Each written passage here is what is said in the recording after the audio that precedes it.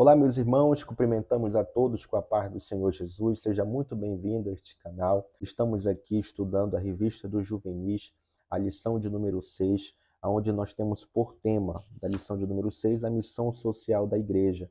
Mas nós estamos aqui submetidos a um tema maior, que é acerca de ser sal e de ser luz do mundo, uma igreja relevante. Lições preciosas que nós temos extraído dessa revista. Quero te convidar a pegar caneta e papel e a revista da nossa escola dominical e vamos juntos aprender mais da palavra do Senhor. Fica conosco até o fim e vamos para a nossa revista.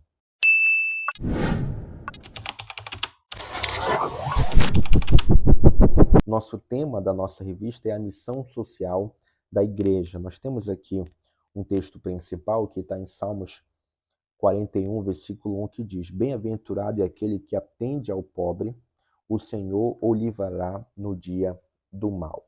Nós temos também aqui a leitura bíblica em classe, que está dividida em dois textos, que é Atos capítulo 4, verso 32 a 35, Tiago capítulo 2, versículo 15 ao versículo 20. Faça essa leitura bíblica em classe de uma forma dinâmica, de modo que todos participem. Temos aqui também uns objetivos: mostrar, apontar e desafiar.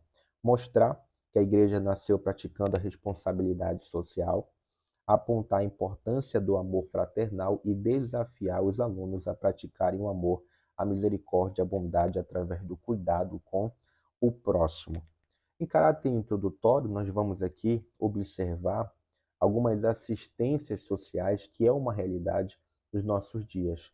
Nosso comentarista aqui fala que muitas pessoas têm inúmeras necessidades físicas, necessidades financeiras, a questão da saúde, medicamentos, a questão básica do ser humano para a sua sobrevivência e assistência social, de modo que ele consiga alcançar ali os recursos necessários para que possa sobreviver, para que possa alcançar um medicamento e se tratar, e assim vai. A pergunta é: a igreja tem responsabilidade em relação a isso? Nós temos compromissos com esse ambiente social? Exatamente sobre isso que nós iremos aqui conversar e debater em sala de aula, classe e também na nossa revista. O primeiro tópico nós vamos estudar aqui basicamente 4 tópicos dessa lição. O primeiro tópico fala sobre a igreja primitiva, que é justamente baseado no texto que nós fizemos, a igreja primitiva. Primeiro parágrafo diz assim: a igreja foi fundada por Jesus Cristo com uma missão bem específica: pregar o evangelho a toda criatura. Então, assim, falamos sobre a igreja primitiva. Antes de igreja primitiva ser igreja primitiva, ela está debaixo de uma missão.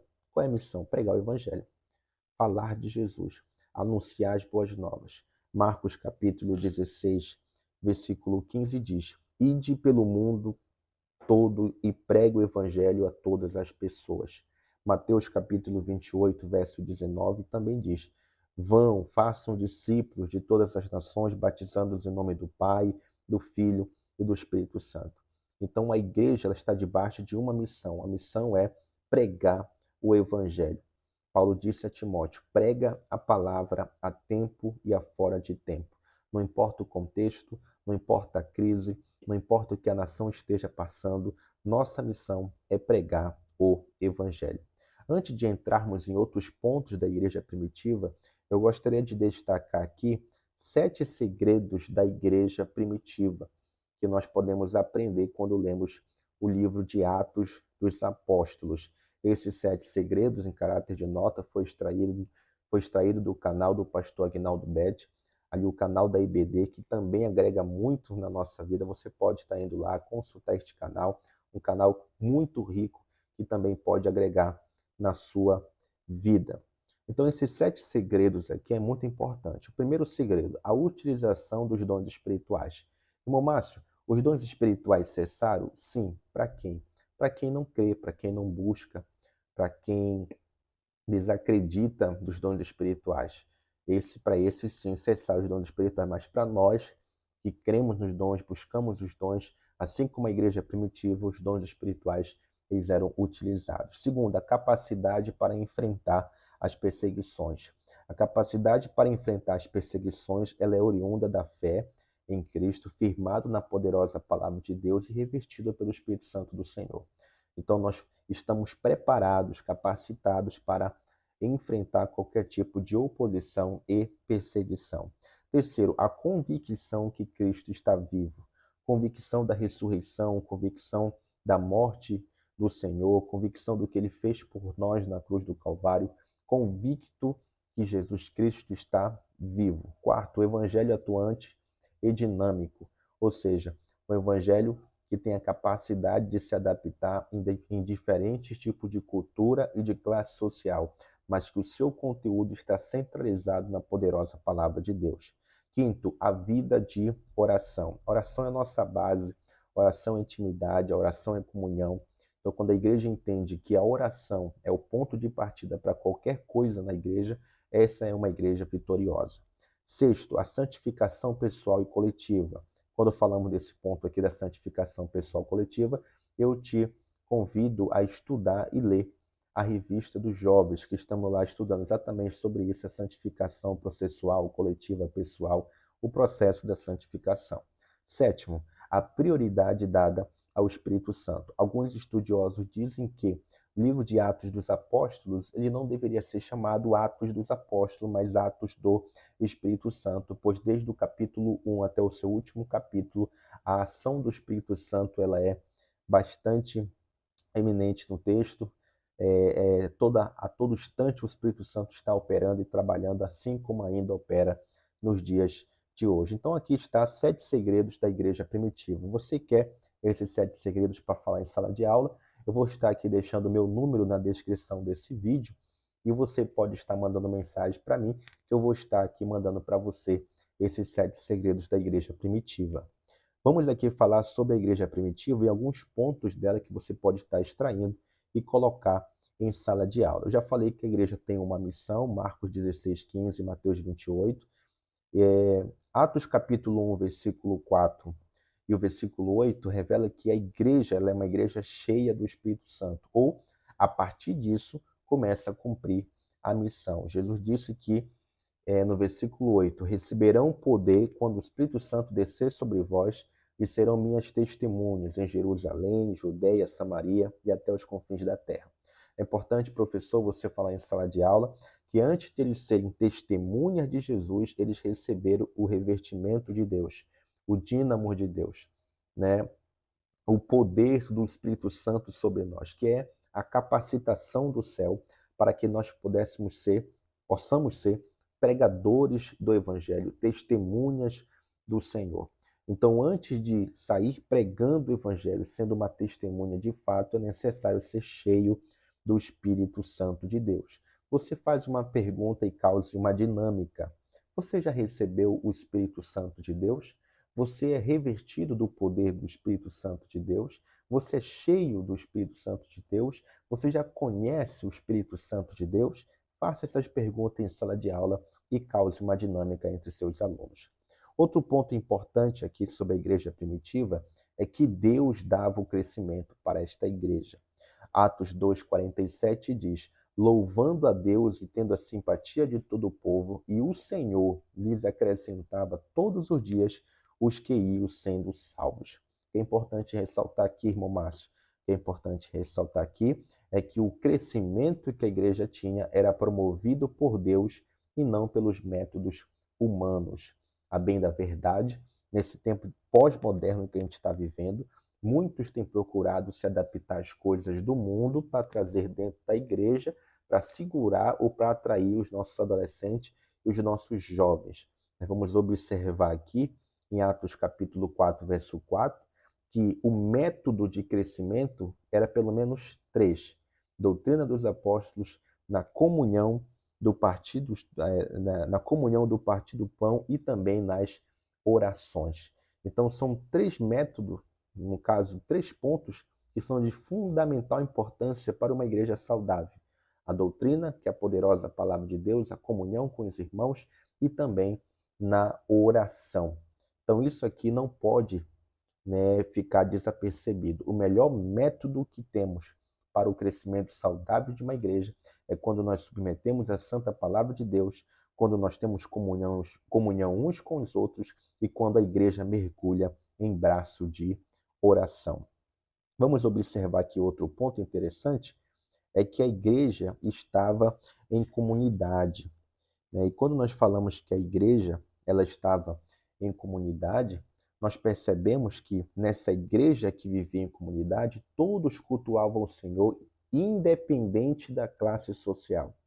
Ou seja, quando falamos de comunidade, revela a importância de nós congregarmos, revela a importância de nós estarmos juntos uns com os outros para que o nome do Senhor seja glorificado. Aqui quebra a ideia daqueles irmãos, adolescentes e jovens que querem cultuar o Senhor em casa, não vão para o culto, substitui o culto por telefone, substitui o culto por um passeio, por entretenimento, por namorado, namorada. Então é importante entender o princípio da comunidade, da igreja, dos irmãos, da congregação, cultuar, participar do culto. Reforce isso em sala de aula e cause uma dinâmica entre os seus alunos. Outro ponto importante falar é que a igreja ela sofria perseguição. Atos capítulo 4, versículo 3, a gente percebe a primeira perseguição acerca de Pedro e João depois que eles manifestaram em Cristo aquele milagre no paralítico da porta formosa. Então essa perseguição é fruto de uma vida de piedade e também de temor ao Senhor.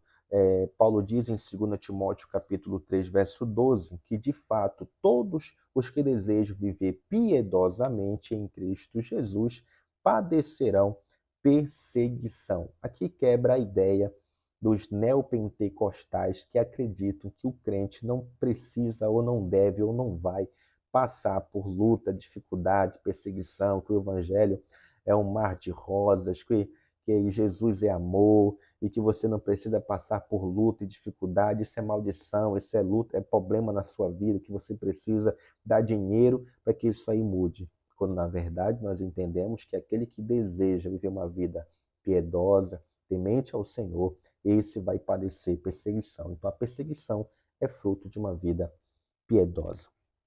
Outro problema, outra questão a ser destacado aqui é que a igreja passou a enfrentar problemas internos. Por que a igreja passou a enfrentar problemas internos? Porque a igreja cresceu. Então, quanto maior o crescimento, maior são os desafios. E pensando nessa frase, nós passamos para o nosso segundo tópico, que diz a responsabilidade social da igreja primitiva. Olha só, a responsabilidade social da igreja primitiva. Um certo estudioso diz, na igreja primitiva, alguns tinham profissões, outros tinham dívidas. Quando a gente pensa assim, no parágrafo que nós lemos aqui, existiam pessoas livres e outras que eram escravizadas. Haviam pobres e ricos, mulheres não trabalhavam e não tinham direito à herança de propriedade. Assim não tinham renda, as viúvas dependiam de doações para seu sustento, alguns enfermos necessitavam de esmolas. Nesse primeiro ponto aqui sobre a responsabilidade da igreja, a gente percebe que havia diferentes tipos de classe social na igreja. Ou seja, como Deus não faz acepção de pessoas, pobre, rico, escravo, senhor e senhora, aqueles que tinham, aqueles que não tinham, faziam parte do mesmo ambiente de adoração ao Senhor. Isso aqui revela que Deus tem um plano de salvação para todo e qualquer tipo de pessoa. Não importa. Deus tem um plano de salvação para todo e qualquer tipo de pessoa. Inclusive, daquele amigo que você vê e pensa que não tem mais jeito, daquela pessoa que você observa que vive uma vida pecaminosa e totalmente desagradável ao Senhor. Exatamente para esta pessoa, Deus também tem um plano de salvação. Gálatas capítulo 3, verso 26 ao 28, uma referência que não está na nossa revista, diz: todos vocês são filhos de Deus, mediante a fé em Cristo Jesus, pois os que em Cristo foram batizados, de Cristo se revestiram. Não há judeu, nem grego, escravo, nem livre, homem, nem mulher, pois todos são um em Cristo Jesus. Diferente tipo de classe social. Deus não faz acepção de pessoas. Outro ponto a observar aqui é o segundo parágrafo, que diz: o Evangelho do Senhor Jesus Cristo alcançou e salvou pessoas de todas as camadas sociais, e elas passaram a conviver em comunhão compartilhando a mesma fé e louvando o mesmo Deus, de maneira amorosa e voluntária. Os irmãos que tinham bens e propriedades consideravam as necessidades dos irmãos mais vulneráveis. Isso aqui é muito interessante falar. Um certo estudioso diz o seguinte: os irmãos da igreja primitiva, eles não só colocavam a mão na obra, como também eles colocavam a mão no bolso. Eles eram solidários, eles tinham um coração generoso, eles não eram apegados aos bens materiais. A prova disso é o que nós acabamos de ler. Aqueles que tinham algo a mais, eles compartilhavam com aqueles que não tinham. De modo, como diz a Bíblia, que nenhum dos irmãos padecia necessidade. O que é muito interessante. Faço uma pergunta em classe de aula. Você está disposto a cooperar com aquele colega, com aquele irmão, aquela irmã que não tem a mesma realidade que a sua, que precisa do seu apoio, que precisa de algum recurso? Você está disposto a abrir mão do que você tem para cooperar com o seu irmão? Provoque essa pergunta e cause uma dinâmica em sala de aula. Aqui na igreja primitiva, aqueles que tinham compartilhavam o que tinham para ajudar o seu irmão. Outro ponto importante aqui está no terceiro parágrafo. A igreja primitiva não negligenciou as demandas sociais da sua época, e essa postura agregou valor ao testemunho de vida e de conduta dos cristãos. Gente, essa palavra aqui, negligenciou, é muito forte. E é a partir disso que nós vamos, entender toda a lição. A negligência. A negligência não foi uma realidade da vida dos nossos irmãos. Não foi. Por quê? Porque isso não deve estar no meio da igreja. A negligência, negligenciar uma ordem, negligenciar um princípio, negligenciar aquilo que está diante dos nossos olhos, as oportunidades que Deus está nos dando a glorificar o seu nome. Não podemos ser negligentes. Olha o que está escrito em Hebreus capítulo 6, verso 11 ao 12. Queremos que cada um de vocês mostre essa mesma prontidão até o fim, para que tenham plena certeza da esperança, de modo que vocês não se tornem negligentes, mas imitem aqueles que, por meio da fé e da paciência, receberam a herança prometida. Então, o escritor dos Hebreus deixa claro que nós precisamos ser perseverantes até o fim, para que a gente não possa ser negligente, de modo que a atitude dos nossos irmãos do Antigo Testamento, e assim como outros irmãos, possam ser também um espelho na nossa vida. E aqui, irmãos, tem um texto, professor, que você deve ler em sala de aula, que é Mateus capítulo 25, do verso 35 a 46, que é as palavras de Jesus sobre a vida do negligente. Faça essa leitura em classe de aula e provoque uma dinâmica entre os alunos. Quando Jesus fala, em Mateus capítulo 25, verso 35 a 46, justamente quando aquelas pessoas que negligenciaram a ajuda ao próximo, quando não deram de comer, quando não deram de vestir, quando não foram visitar nas prisões, é a ação social, é a advertência que Jesus está dando para aqueles que negligenciaram tal obra, né? E os tais, esses que negligenciaram, o Senhor diz que não tem parte com ele. Tanto é que os discípulos perguntam: Senhor, quando foi que nós não demos de comer, não demos de vestir, não visitamos na prisão? Aí o Senhor olha para eles e diz: quando vocês não fizeram a um desses pequeninos, também não fizeram a mim. Olha só a importância de observar a classe social. Outro ponto importante aqui é que quando eles observaram, não foram negligentes quanto às necessidades dos irmãos, o texto diz que eles caíram na graça do povo. Atos 2:47, eles caíram na graça do povo. Então isso aqui é muito importante a gente estar atento também, porque quando a gente ajuda o necessitado, a gente estende a nossa mão, nós somos uma testemunha, isso se torna relevante porque estamos cumprindo a poderosa palavra de Deus e, consequentemente, Deus abre portas em outros lugares por conta dessa nossa atitude. Então, também, assim, em caráter de referência, você falar sobre Jesus, ele deu outro ponto de referência reforçando a ideia da ação social em Mateus 5, 6, 7, que diz: bem-aventurados os que têm fome e sede de justiça, porque serão satisfeitos, e bem-aventurados os misericordiosos, pois obterão misericórdia.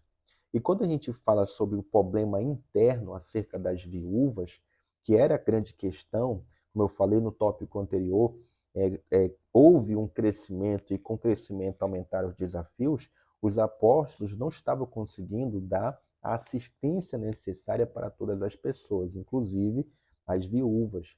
E aqui foi necessário criar uma solução para que os apóstolos continuassem no ministério da oração e também da palavra. E aqui que entra a instituição dos 7 diáconos, homens cheios do Espírito Santo, para dar assistência para essas viúvas e, consequentemente, atender às suas necessidades. Aqui eu abro um parêntese para dizer que, diante de problemas que envolvem a classe social, eles não devem ser desmerecidos ou serem tratados com indiferença ou menor do que outro problema da igreja. É um problema de classe social, precisamos dar assistência, não se ignora, mas cria uma solução para resolver aquele problema. A igreja primitiva está ensinando a nós, que somos igreja desse tempo, a observar isso. Às vezes, devido a ter muitos problemas, nós engavetamos uns e solucionamos outros e acabamos de não cumprir aquele que também é essencial. Então, precisamos criar soluções e não ignorar os problemas existentes no nosso meio. Que Deus tenha misericórdia e nos conceda sabedoria para entendermos isso. Atos 6, 7, depois deste comportamento da igreja, a Bíblia diz que a palavra de Deus ia crescendo no meio do povo, por meio dessas atitudes e comportamentos. E aqui nós finalizamos o nosso segundo tópico, que fala sobre a responsabilidade da igreja primitiva. Vamos aqui para o nosso terceiro tópico, a importância do amor fraternal.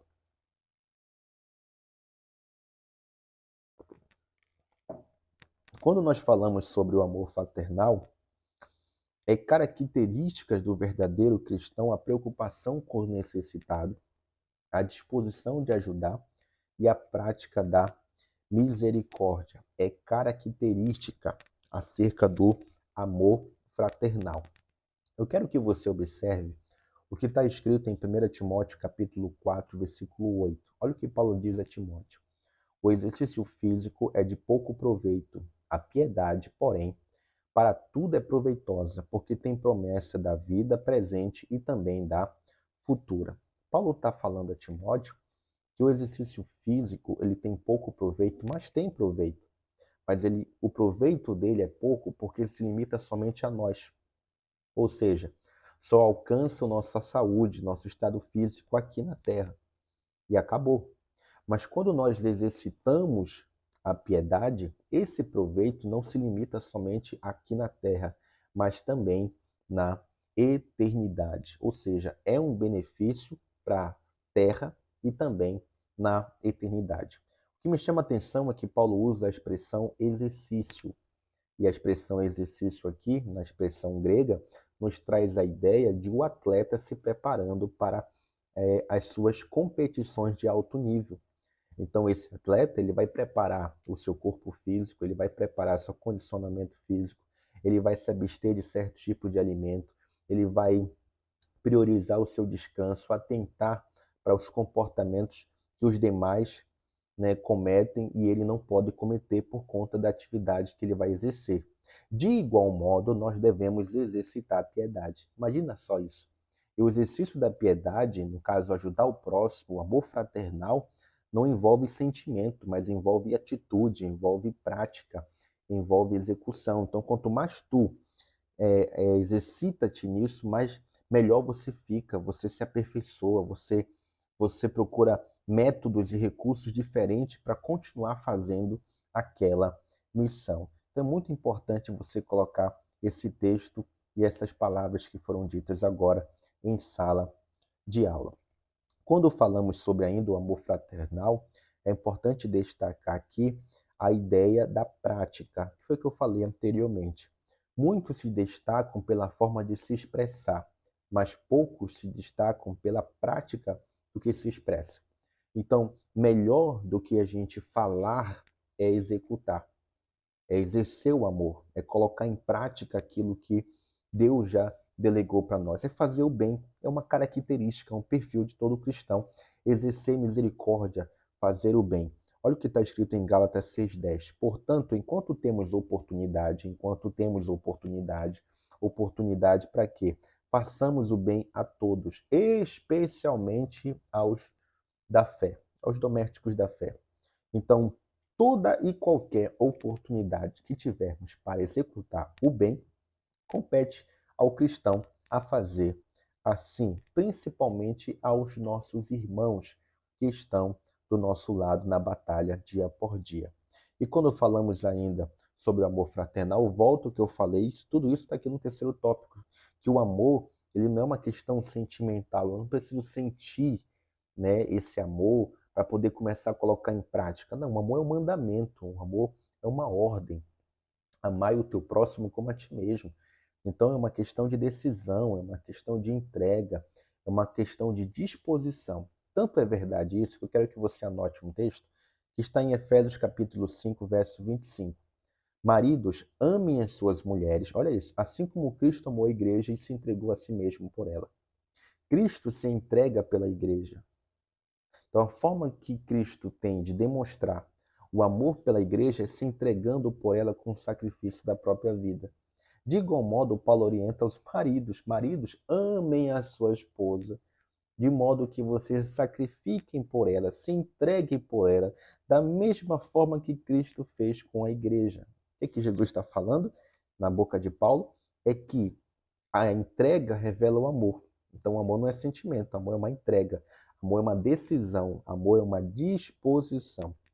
1 João 3,18 também diz: filhinhos, não amemos só de palavra nem de boca, mas em ação e em verdade, atitude, né? Um comportamento enérgico, um comportamento ativo.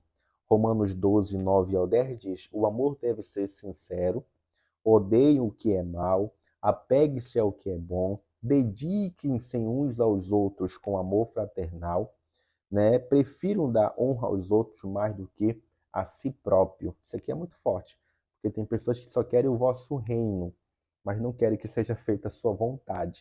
Tem pessoas que querem receber as bênçãos, querem ser abençoadas, mas não estendem a mão para abençoar o próximo. Tem pessoas que oram somente para si, mas não intercedem, não estendem a mão, não doa, não inverte no reino, não se apropria dos benefícios do reino. Se as pessoas soubessem que o dar na obra, né, mais feliz é aquele que dá, aquele que oferta na obra de Deus, se eles entendessem o princípio da honra, o princípio de ofertar na vida de alguém, seríamos muito mais abençoados.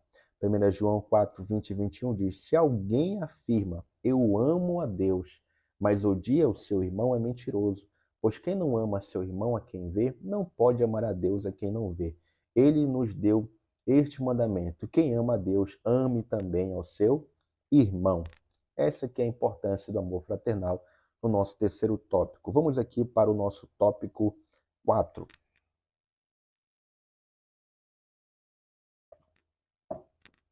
No tópico 4, nós vamos falar sobre a prática de obras sociais como testemunho de fé em Cristo. Aqui é interessante que vai falar sobre Tiago, né? Então, a expressão aqui sobre Tiago é justamente ter a capacidade de abençoar alguém e simplesmente recolher a mão e não abençoar.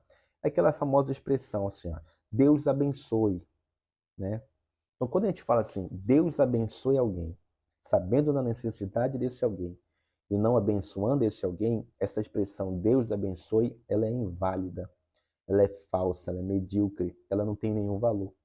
Por quê? Porque a gente pode abençoar, a gente pode ofertar, a gente pode ajudar o irmão e libera essa palavra Deus abençoe. E que Deus está falando através da vida de Tiago aqui. Você vai fazer essa Deus, você vai perceber o que eu estou falando. Exatamente isso, que nós precisamos ofertar através da necessidade, a partir da necessidade do nosso querido irmão. Então, entender isso é um ponto fundamental para o Evangelho. Aí Tiago 2,15 e 16 diz assim: se o irmão ou a irmã estiver necessitado de roupas, de alimento de cada dia, e um de vocês lhe disser, vá em paz, esqueça-se, alimente-se até satisfazer-se, se porém ele não lhe der nada, do que adianta isso? Né? Aqueles irmãos que sabem da dificuldade de outros irmãos e não estendem a mão, não abençoam, né? Não ministram uma bênção sobre a vida daquele irmão. Ou seja, se apegam a uma falsa religiosidade. Né? Alguns estudiosos dizem que a luta de Tiago aqui é justamente para aqueles que dizem ter fé, dizem servir a Deus, dizem ser fiéis ao Senhor, mas negam pelas suas atitudes, pela a falta do exercício e da prática de sua fé. Né? Lucas capítulo 3, versículo 11 é uma boa referência. Olha o que João diz. Quem tem duas túnicas, reparta-as com a que não tem nenhuma. E quem tem comida, faça o mesmo. Ajudar, estender a mão,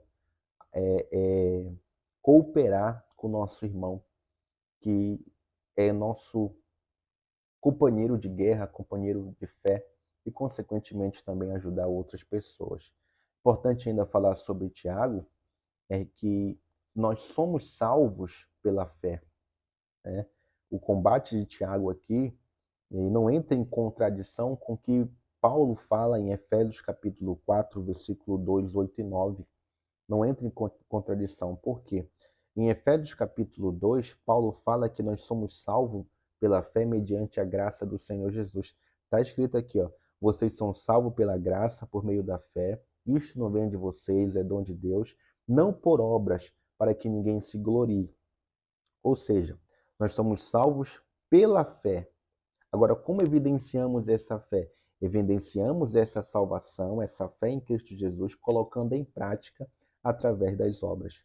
Então, Paulo deixa claro que a salvação é pela fé na graça do Senhor Jesus, e Tiago deixa claro que essa fé ela é evidenciada na conduta, no testemunho, da execução. Então, nós que estamos em Cristo, salvos na pessoa do Senhor, devemos evidenciar essa fé, colocando em prática a nossa fé, nossas atitudes e também os nossos comportamentos. Tiago 2:17 ao 18 diz: assim também a fé por si só, se não for acompanhada de obras, está morta.